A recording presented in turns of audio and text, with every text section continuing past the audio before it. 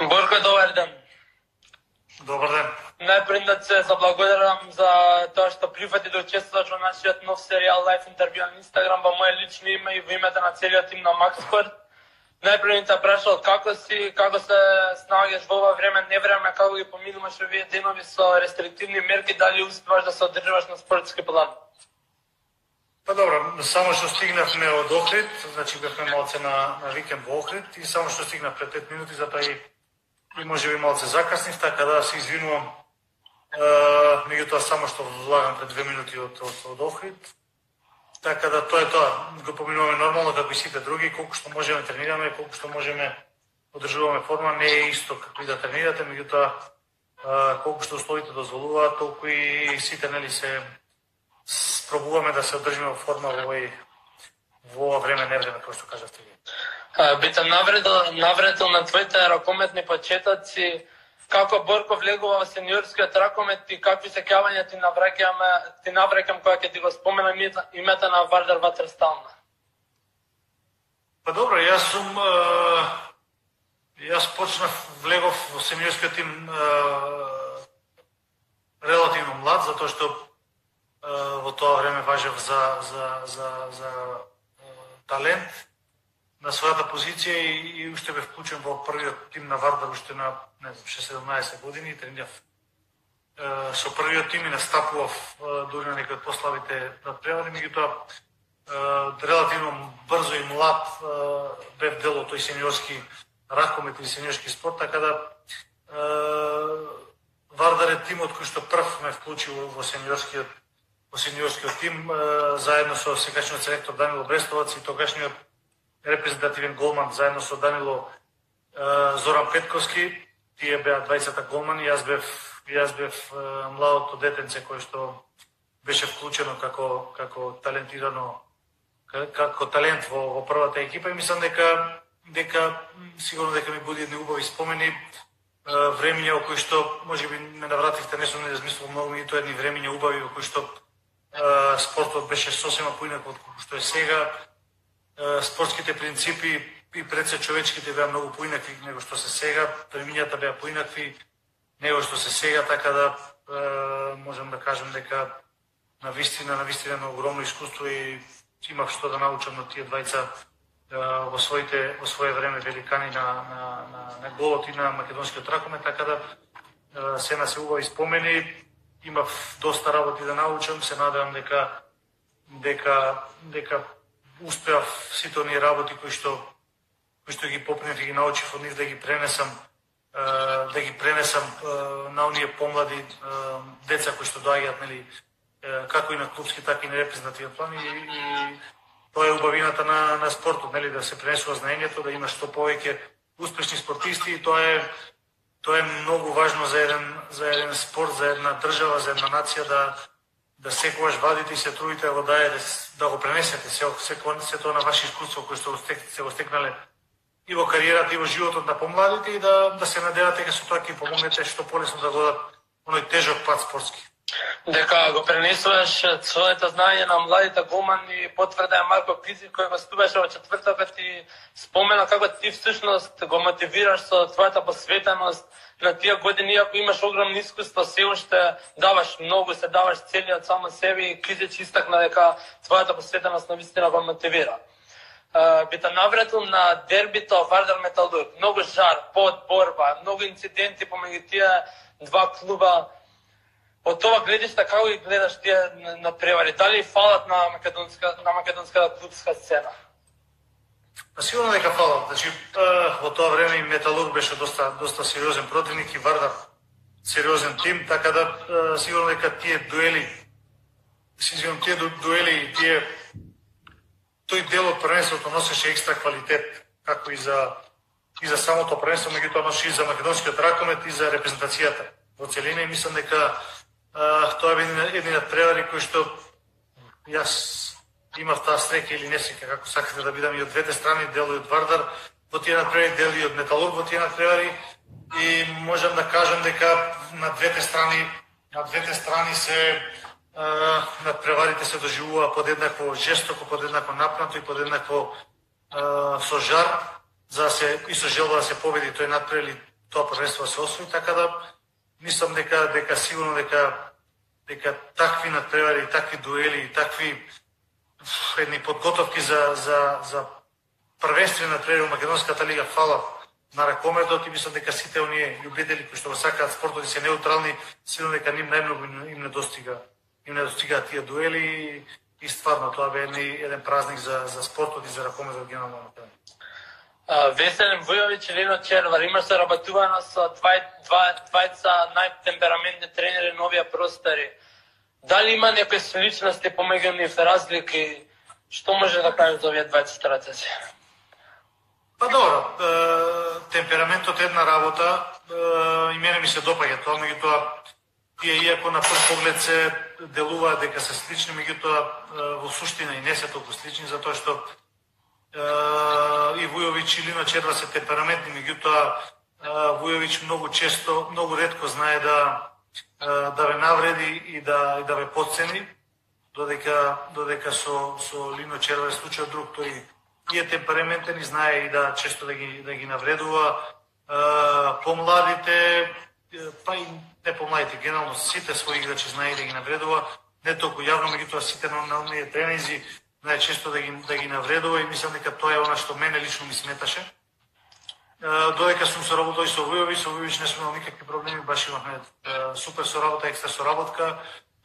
Ми се допаѓаше неговиот темперамент, иако нели знае некогаш да ви викне, меѓутоа знаете дека тоа е оди до одредена граница, нема поминување на таа црвена линија со непочит, со навреди, со подценување. Мислам дека и со двајцата нели на прв поглед делуваат исто, меѓутоа во суштина не се исти, затоа што има голема разлика кога нели има една поговорка, вели дајте му на некој мок и ќе видите каков човек е.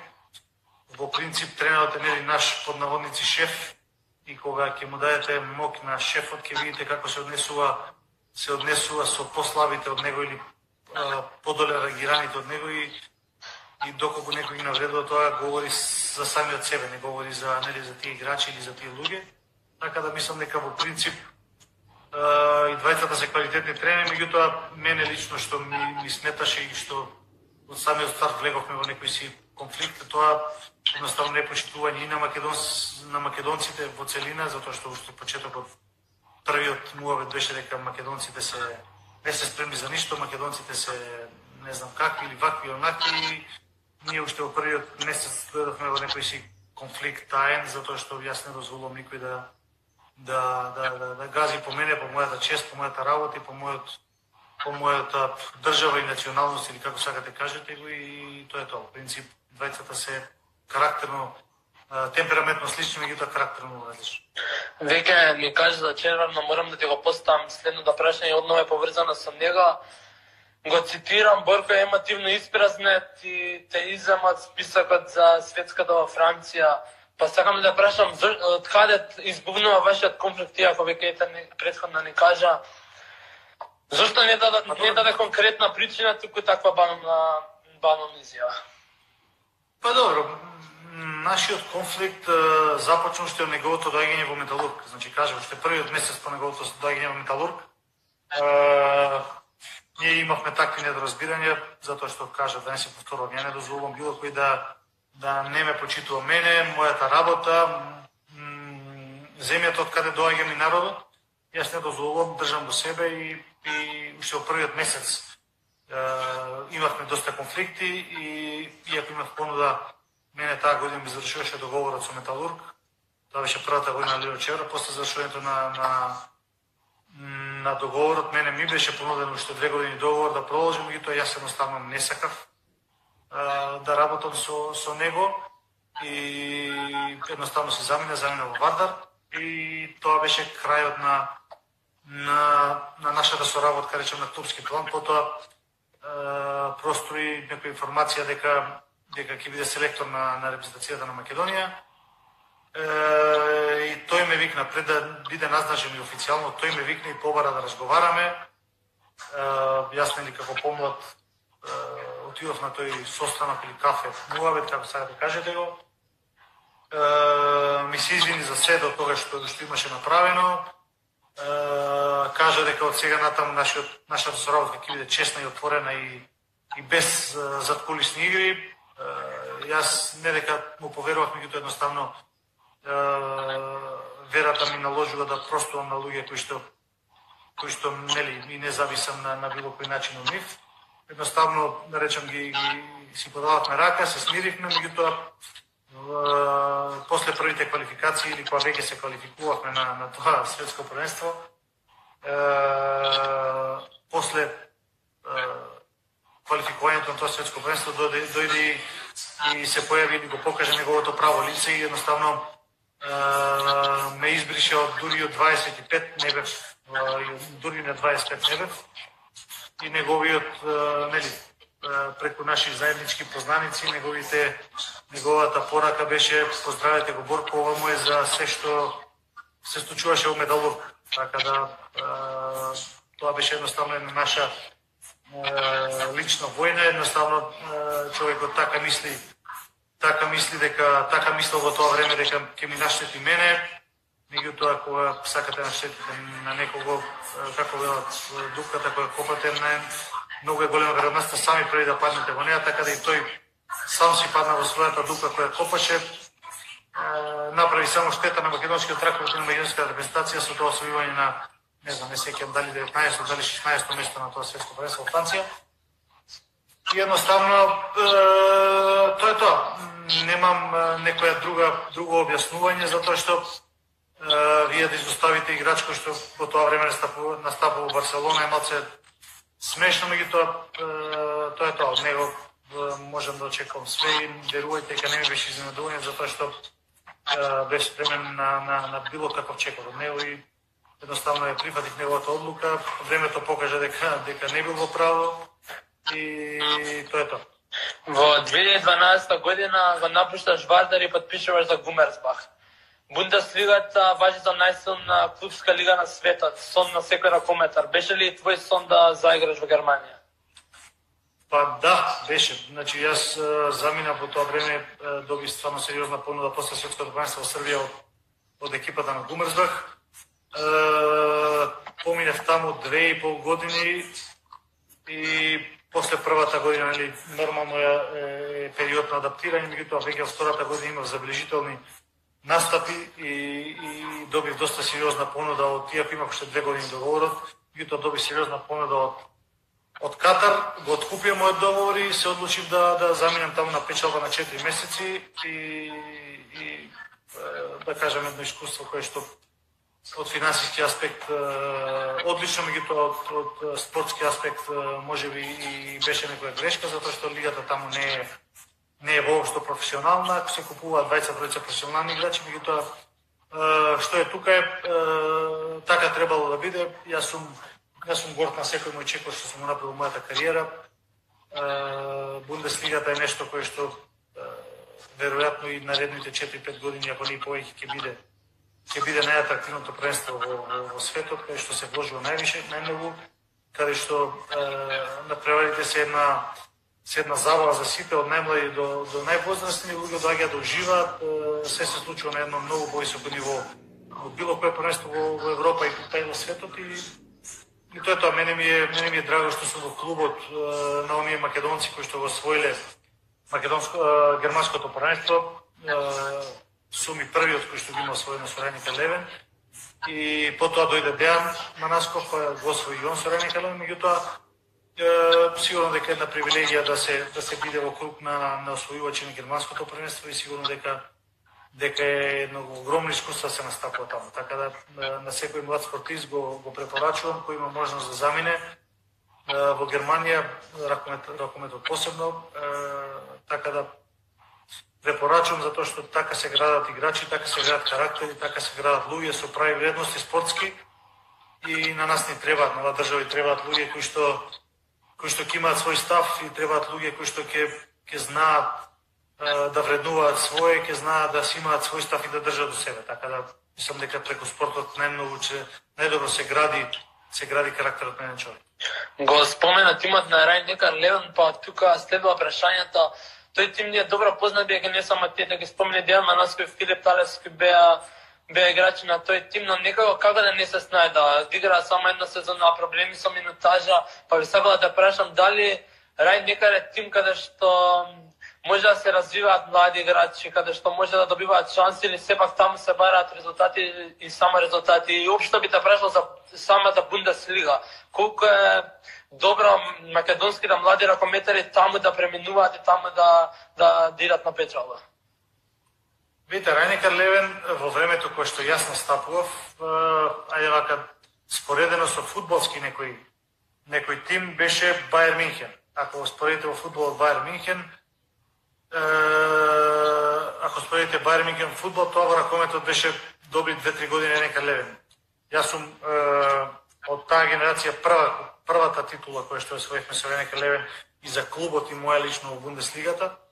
Мислам дека еден клуб, една група на играчи кои што за мене лично се чувствував таму прекрасна комуникација со сите, буквално со тренерот, со спортскиот директор, со председателот, со тренерот на голмани, со сите играчи индивидуално, значи бевме една група на луѓе пред се, потоа и на играчи и на индивидуи споени во едно и подредени само на успех. Мислам дека таа генерација тие 2-3 години беше стварно можеби една од, ајде кажем, историска генерација на Рајникар Левен и не верувам дека некогаш ќе се повтори тоа.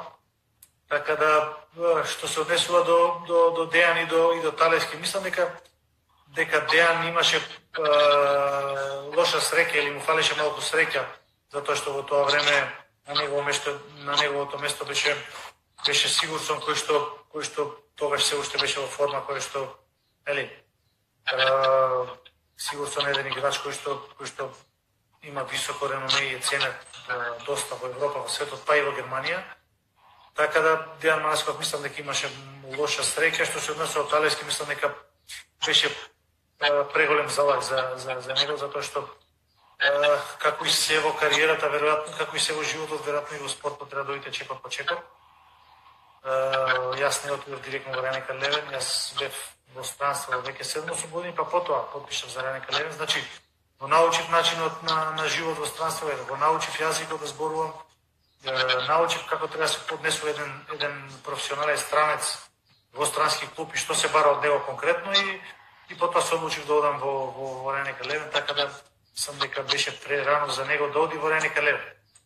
Меѓутоа имаше други опции кај што можеше да отиде во помал клуб и да биде главен играч 2-3 години, па потоа да замине во Рајникар Левен или во Кил или во било голем клуб, така да дека имат квалитет Талески има, тоа е неспорно, меѓутоа мислам дека скалите животни и спортски ги прескокна малце побрзо од колку што требаше и меѓутоа се надам дека се врати на права стаза. Талески еден интелигентно момче, едно момче кој што знае да ги увиди своите грешки и се надам дека ги има увидено и дека ќе од сега па натаму ќе ги оди постепено тие чекори, затоа што верувате не е лесно.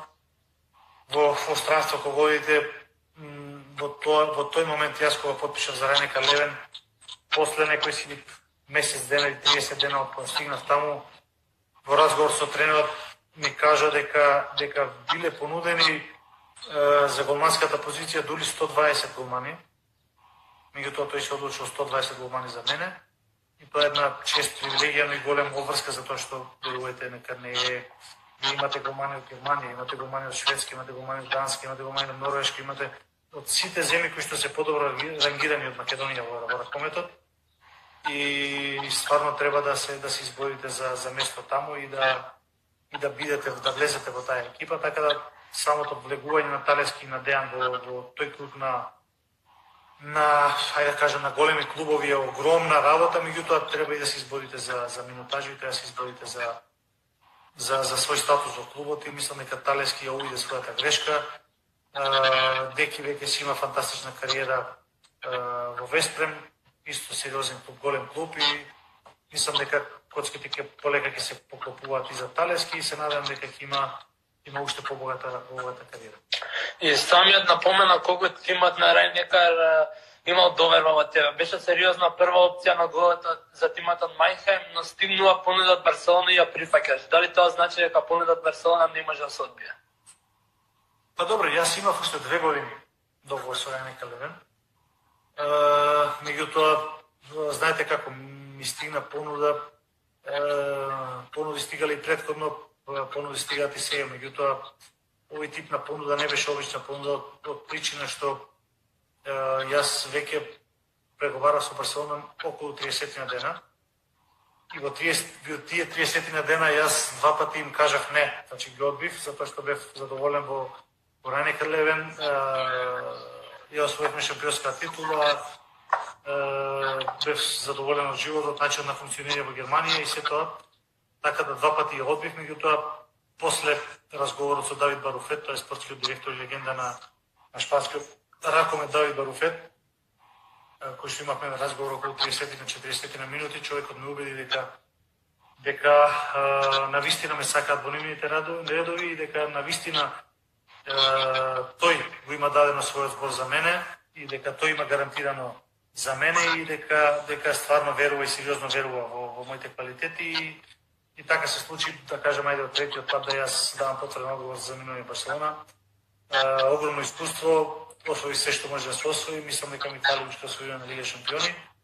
Меѓутоа, тоа е тоа. Веројатно ќе имам шанса и за понатаму да со Вардар да освоиме Лигата на шампиони. Така да сум настапал 2 сериозни клубови, сериозни институции и мислам дека тоа е едно огромно искуство кое што се надам дека ќе можам да го пренесам и на помладите колеги кои што доаѓаат и во Вардар и на Кизлич, меѓутоа и на сите оние кои што доаѓаат во репрезентација. Од светски гигант како Барселона преминуваш во Бенфика. Зошто баш Португалија? Па добро, да бидам искрен, јас имав повеќе понуди пред да заминам од Барселона, кога заминував од Барселона, имав доста понуди од Германија и од Франција. Меѓутоа, мислам дека Бенфика ја одбрав од причина начинот на живот, затоа што не можев во Барселона, имав еден преубав живот.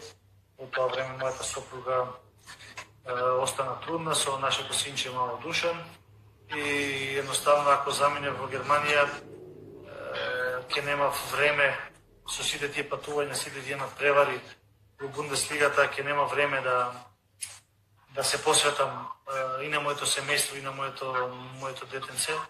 И сакав да поминам едноставно што повеќе време со нив, да го гледам како расте, да растеме заедно сите и затоа се одлучи за Бенфика, затоа што лигата таму е релативно послаба, нема долги патувања, најдолгото патување е 3-4 часа, истиот ден патувате, истиот ден сте дома, така да ова беше причината и една од главните причини кои што ја прифати понудата на Бенфика.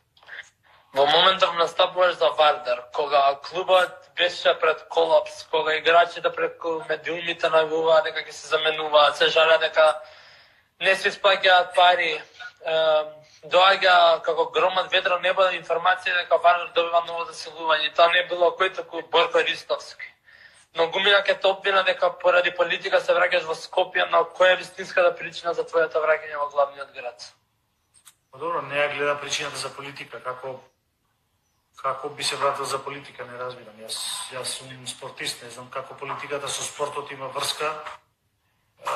Јас имам советодавна функција, сум стратешки соработник за спорт на професор Кристијан Мицковски, меѓутоа јас не сум политичар. Мојата работа не е политиката, јас сум спортиста и не знам како луѓето го поврзуваат тоа со политика. Јас да се вратев за политика, веројатно ќе се кандидирав за пратеник. Меѓутоа, гледате дека не сум кандидат за пратеник, се уште сакам да играм и мислам дека единствената причина која што одлучи да се вратам во Вардар е да колку што можам помогнам на Вардар, затоа што верувате дека се наоѓа во доста сериозна ситуација, финансиска и организациона и секаква.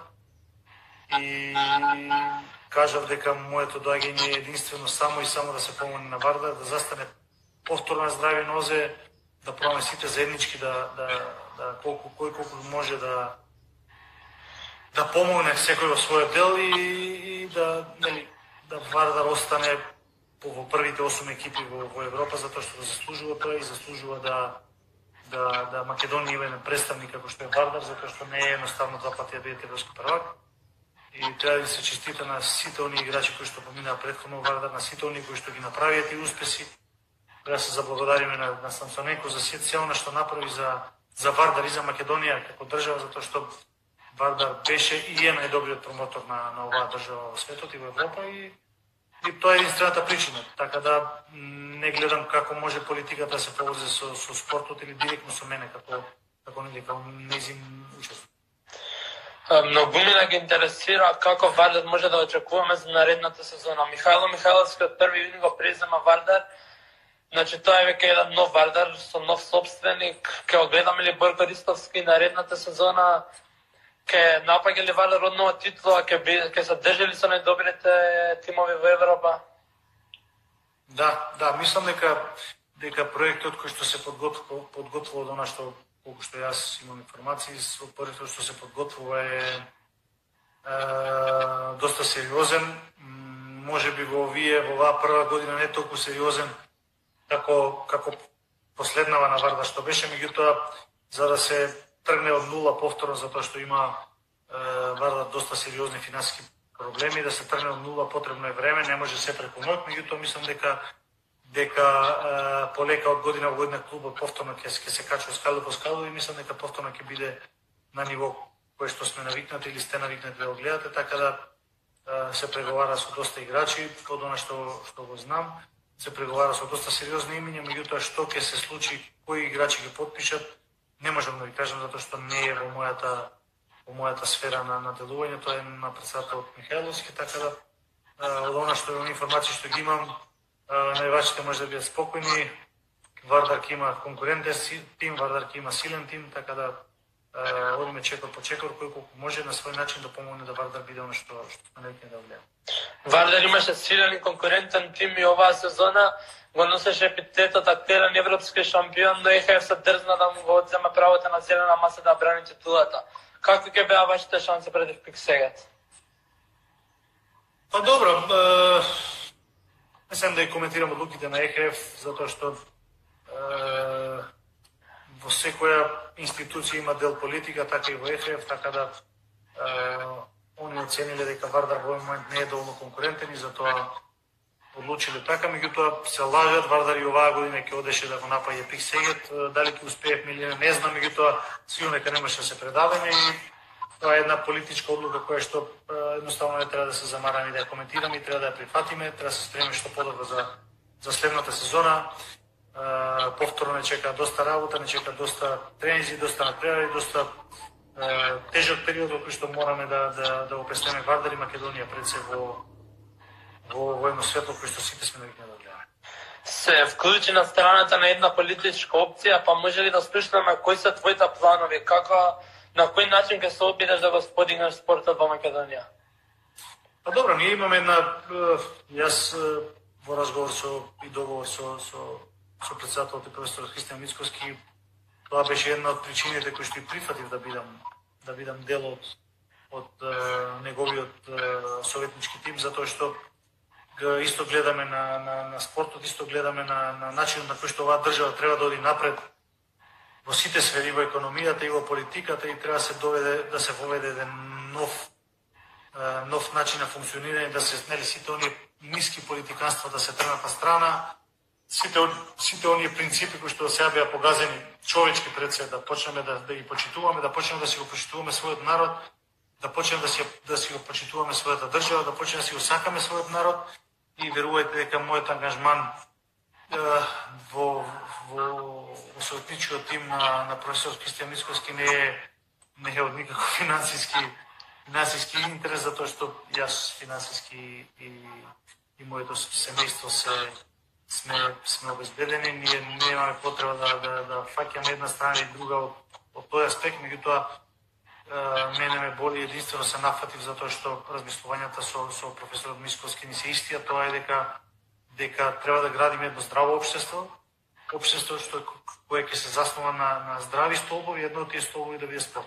Значи ние мора да градиме здраво општество преку спорт, што повеќе млади деца вклучиме во спорт, што повеќе млади деца вклучиме да се образуваат, да имаат своји обврски кои што ќе ги вршат и ќе растат како луѓе, меѓутоа дали преку спортот, дали преку преку уметноста, меѓутоа мора да градиме едно здраво општество кое што затоа што верувате доста ни е руинирано општеството на сите полиња. Мислам дека принципите на и човечките вредности се далеку под нивото на кое што треба да бидат. И како што ме најавите, ја важам за човек кој што нема влакна на јазикот, а човек може да нема влакна на јазикот единствено само и само ако е чесен, и ако од никој ништо не добил на поклон, и ако не зависи од никој. Доколку зависи од некој, секогаш ќе бидете политичар, под наводници, некаде ќе прекјутувате, некаде ќе кажувате нешто што сака да го чујат другите, меѓутоа јас кажувам моje мислење, можеби не е најправилно, можеби е најправилно, меѓутоа тоа е моje, за мене тоа е доста важно да секој човек си го кажува своето мислење, не да прекјутува и не да кажува работи позади грб. И кажам дека Македонија мора да се гради на здрави основи. Македонија мора да се гради на здрави принципи и на здрави човечки вредности. Тоа е мојата цел во политика, тоа е мојата желба, да сите ние кои што може да си помогнеме, доколку не можете да помогнете на некого, не му одмагајте, меѓутоа држите се на страна, ако не може да помогнете, не одмагајте, сакајте ги своите ближни, сакајте својата фамилија, своето семејство, сакајте си својата држава. Тоа се моите пориви, моите мотиви за влегување во Го огромни реакции на нашата Facebook страна предизвикува постот каде што објавуваме дека Борка Ристовски се понудува да плати казна за навивач кој е казнет поради веење на знаме. Морам да те замолам да дадеш некој коментар за тоа, бидејќи воглавно беа коментарите позитивни, но ги имаше и нели дежурните плукачи, критичари, како да ги наречам. Па би сакал да ја искоментираш таа ситуација. Па добро, јас случајно го видов постот на дечкото, не знам ни како се вика искрено. Го видов случајно постот и едноставно ме изиритира тоа, затоа што ние сме во оваа своја држава и да човек биде обвинет за веење на знаме свое, на својата татковина, мислам дека тоа е недопустиво, тоа е една тоа е едно ниво на, како сакате кажете го, меѓутоа мислам дека е тоа фашизам. За мене е тоа недопустиво и јас сум бунтовник по природа, така да мислам дека единствено тоа беше мојата реакција, тоа беше мојата природна реакција, прва реакција, нити размислував дека ќе излезе во медиуми, нити ништо, едноставно му напишав едноставно во коментар на дечкото дека што и да треба сум тука, дали за казната, дали за било што треба јас сум тука. И од кога го напишав тоа не ни знаев дека ќе има такви, ќе излезе во јавност, меѓутоа реакциите се воглавно позитивни. Се јави и мои пријатели кои што исто така, кои што имаат фирми и компании, кои што исто така го виделе тој мој потек во порталите и во медиуми, и ми кажа дека доколку има уште казни такви за веење на македонско знаме и дека се приклучуваат кон мојата, ајде да кажеме, акција, дека и тие ќе платат. Доколку има за други навивачи, луѓе македонци, како сакате кажете, и кои што веат знамето на Вергина, така да ги охрабрувам сите оние луѓе кои што се сакаат својата држава, се сакаат својот народ, слободно да се чувствувате во својата држава, слободно да се чувствувате во Македонија, слободно да си го видите знамето на Вергина, затоа што тоа е наше, тоа е знаме на Македонија, тоа е знаме кој што треба да обединува, не да разединува, и секој оној кој што мисли дека треба да поднесува пријави и да се плаќаат казни, мислам дека не може тие да напишат толку казни колку што ние можеме да платиме казни. Ја поминавме твојата кариера, зборнавме нешто и за политиката, мислам дека... Не слушам ништо. Не ме слушаш? Не. Не знам зашто. Сега дали се слушаме? Многу слабо.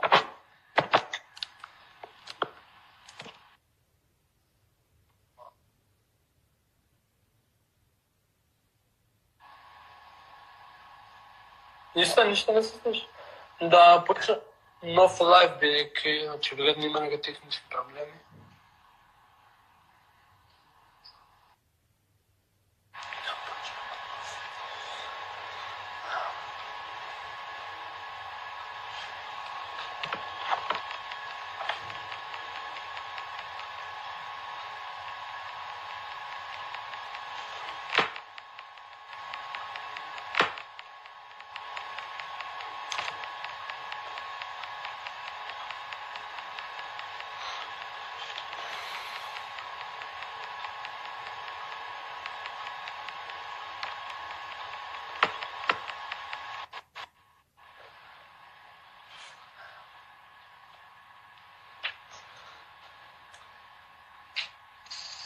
Дали се слушаме сега? Се слушаме, да. Значи, ја поминавме твојата кариера, зборуваме нешто за политиката, мислам дека време е да преминеме на тема презентација. Најпрво сакам да подпетам на едно видео кое што ќе го пуштам.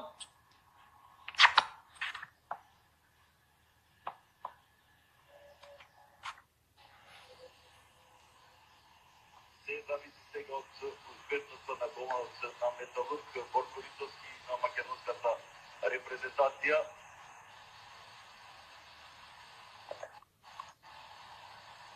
Добро, 13 Давид Таварес, ракометар на Шпанска Албенија.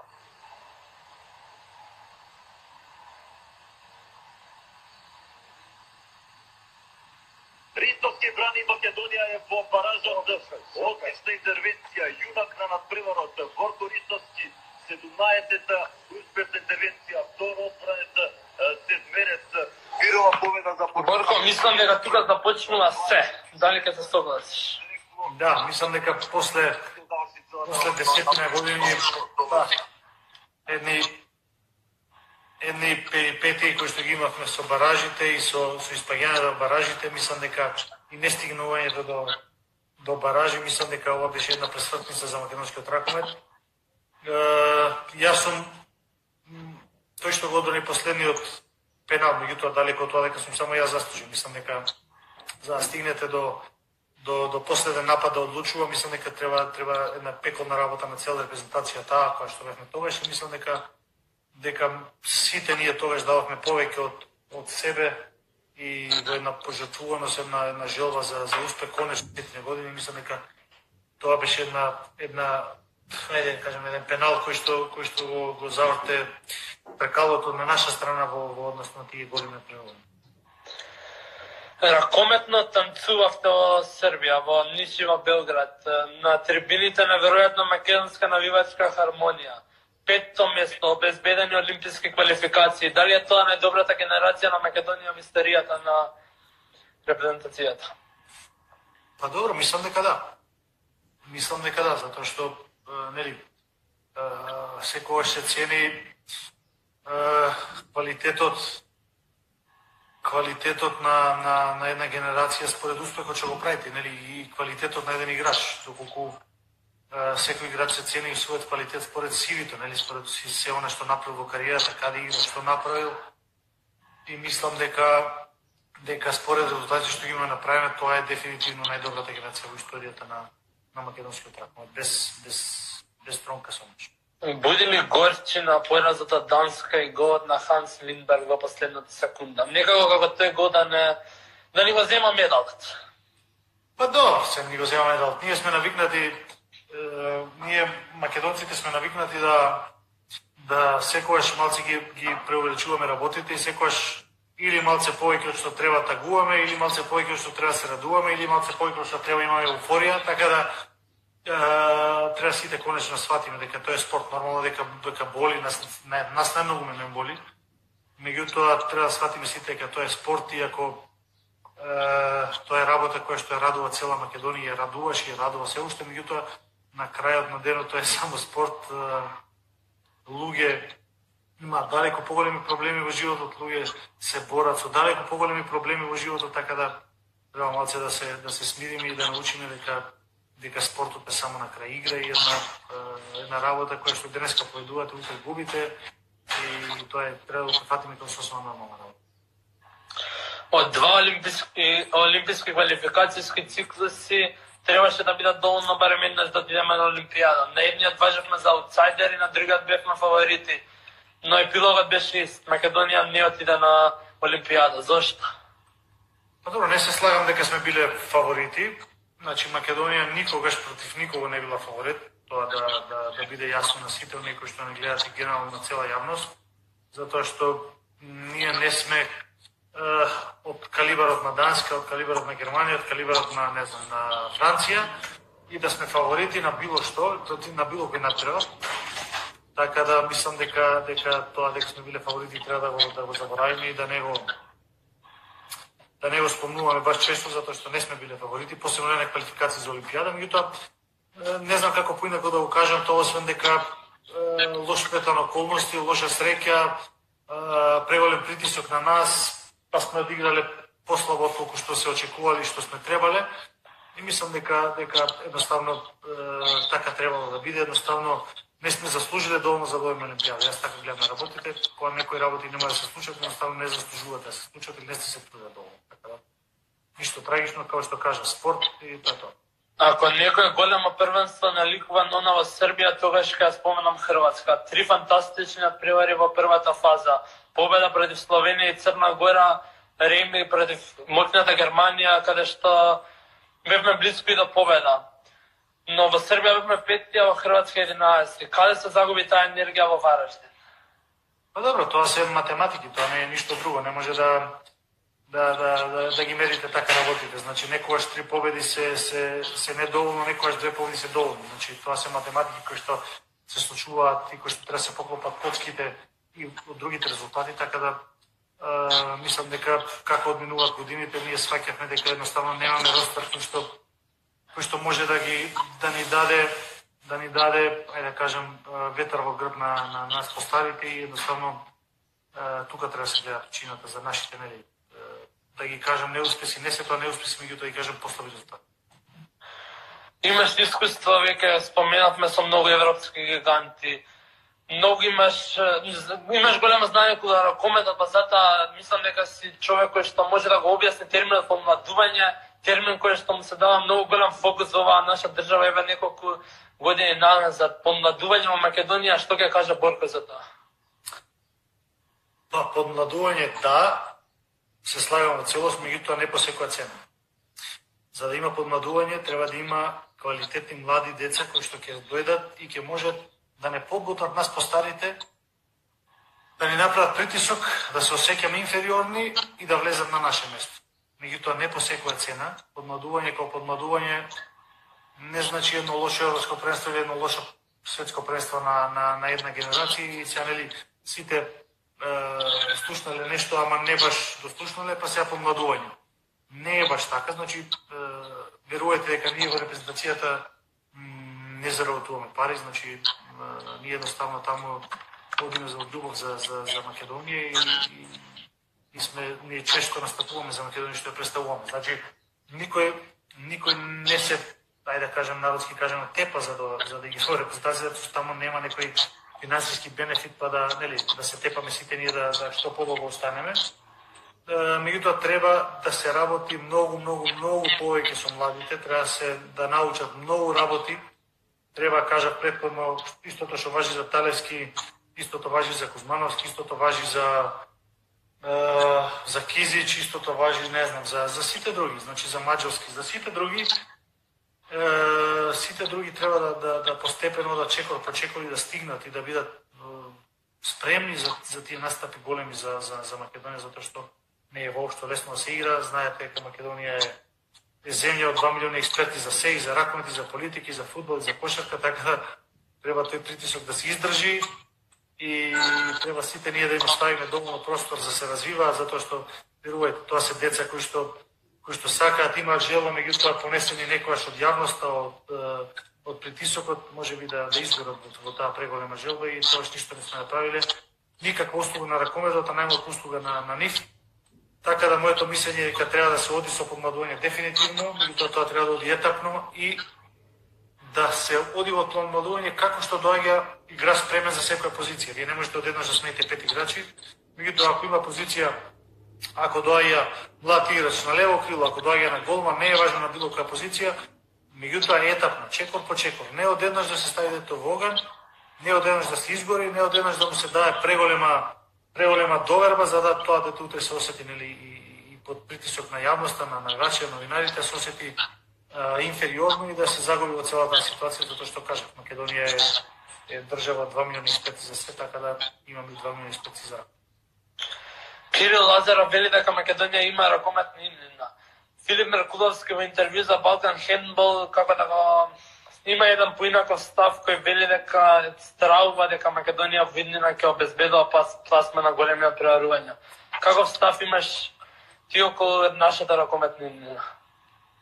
Па мојот став е дека ние имаме талентирани деца, дека имаме таленти, Меѓутоа, според она што го гледам како се развива до сегашните наши таленти и потезите кои што ги влечат со бирањето на клубови, со начинот на кој што настапува за репрезентација, кога ќе дојдат за репрезентација, начинот на кој што живеат за таа победа или за тоа европско првенство или за тоа светско првенство, не ми дава баш некои позитивни сигнали дека имаме деца, имаме апсолутно и квалитет и таленти и тоа е неспорно, меѓутоа треба да се многу работи, една мала критика до сите оние тренери, не на репрезентација, меѓутоа по клубовите кои што работат со тие млади категории кадетски, тоа е стварно еден многу голем, не знам како да ја кажам, да не ги навредам, меѓутоа една многу голема празна дупка во знаењето, во основни работи на сите оние деца кои што доаѓаат и не сите нормално. Има и оние тренери кои што работат и кои што се вредни, меѓутоа, да кажем 80% од тие тренери се таму единствено за некои ситни профити, да земат некоја чланарина од некои дечиња, да соберат повеќе дечиња, да земат повеќе чланарина или да се финансиски да имаат некаков бенефит, меѓутоа суштинската работа со тие деца ја забораваат, суштинската работа со тие, како да ги кажам, личности кои што треба тренерот да им биде еден, да кажам, втор татко, ја забораваат и треба да бидеме честни да го кажеме тоа, затоа што тоа е за доброто на македонското. Вардар беше елиминирана зелена маса да брани титулата, Македонија исто така на зелена маса е елиминирана од баражот за светското првенство. По долги години остануваме без светско, но со една единствена шанса wild card. Конкуренти на Македонија за таа wild card и се репрезентациите на Србија, Полска, Црна Гора, може би што нека репрезентација ќе пријави интерес, Русија да ја заборавим. Кој е твоето мислење? Дали ја заслужуваме таа wild card и дали мислиш дека ќе ја добијаме? Па добро, ја мислам дека според моите информации што ги имам, вака неофицијално, официјално да соопштам дека мислам дека ќе ја добиеме таа wild card, затоа што веројатно има две wild card, едната оди во Полска, а другата ќе оди кај Македонија, според мои некои сознавање и логично размислување. Така да ја заслужуваме во целост доколку ја добиеме. Надам ќе биде така, меѓутоа доколку ја добиеме, целосно е апсолутно заслужена, затоа што од сите овие земји што ги набројавте, Македонија не е ракометна и во Македонија е ракометот спорт број 1. И сигурно дека имаме што уште многу да понудиме на светот и на Европа со нашите настапи нормално и знаете дека имаме навивачи кои што се позитивно најлуди во Европа и во светот и сигурно дека би дошли до Египет да не бодрат и нас дури и на шега спомнуваме дека не ни се верува и колку луѓе има да 3-4 километри со своите семејства помине за да бидат со нас, да ни дадат поддршка и нормално дека тоа ни значи, меѓутоа имаме позитивно луди навивачи кои што заслужуваат да ја гледат Македонија на големи премиери. Полека сме при крај интервјута, па за крај би сакал само да ти прочитам неколку прашања од нашите читатели. Сашка Костов прашува едно интересно прашање: што имаш научено за животот играјќи ракомет? Па што имам научено?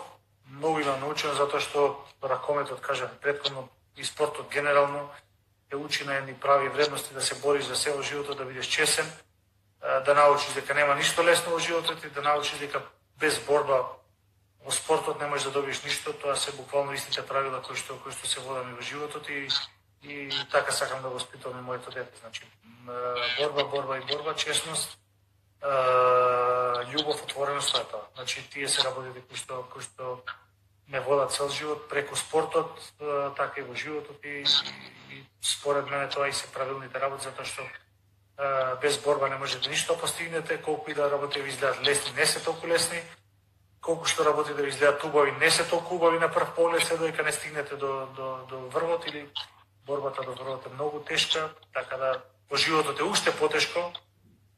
Меѓутоа, кажав и претходно, мојата цел е што повеќе дечиња и што повеќе луѓе да се инволвираат во спортот, да градиме здраво општество, да градиме здрави вредности и да што повеќе луѓе кои ќе бидат вклучени во спортот да на тој начин ги едуцираат своите дечиња, да на тој начин ги едуцираат своите пријатели, своите своите луѓе што се околу нив и да изградиме едно честно пред сообщество, да изградиме едно општество кај што нема да има оние забивања во нож во грб и да сите ние пробаме да помогнеме најнапред на своите семејства, фамилии, пријатели, луѓе на крај на својот народ и својата држава.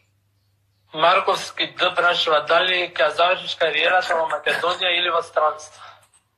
Па добро, мислам дека можам да кажам дека можеби ќе завршам во Вардар, можеби не знам.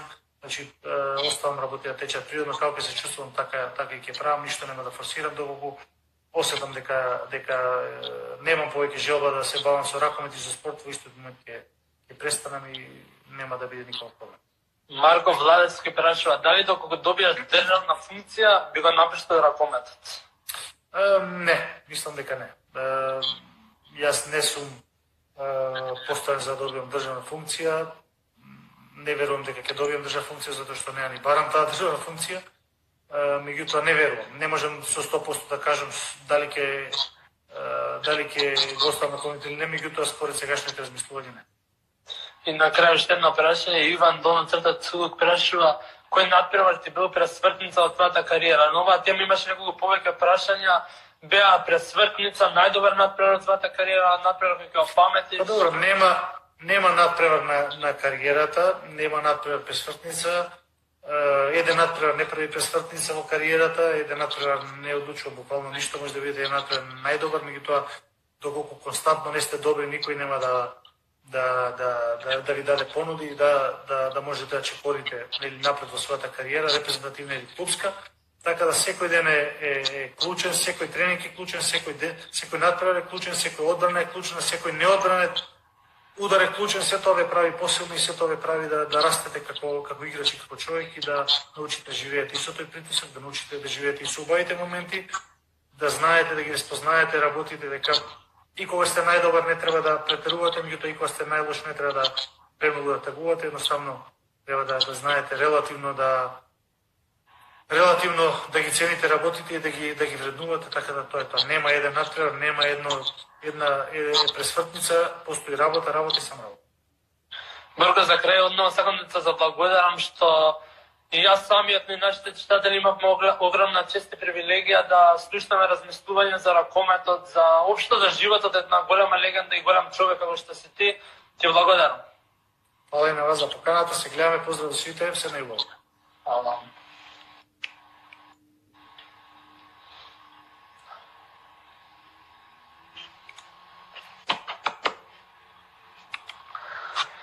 Тоа беше се од третата епизода на серијалот Live интервју на Инстаграм. Заврши нашиот разговор, нашето интервју со Борко Ристовски. Имавте можност да чуете многу за неговата кариера, неговите размислувања околу репрезентацијата, за подмладувањето, нешто и за политиката, каде што он сега, како што самиот каже, советник за спортот. Серијалот Live интервју на Инстаграм на нашиот Инстаграм Максвер продолжува. Наредното интервју ќе биде во петок од 7:30. Нема да ви кажам кој е гостин, ќе ве држиме малку во неизвестност, ќе ви кажам само дека е спортист, односно фудбалер. Многу интересна личност, има многу што да се чуе. Исто така важи за човек кој е без влакна на јазикот, така што верувам дека ќе уживате во петок. Се гледаме.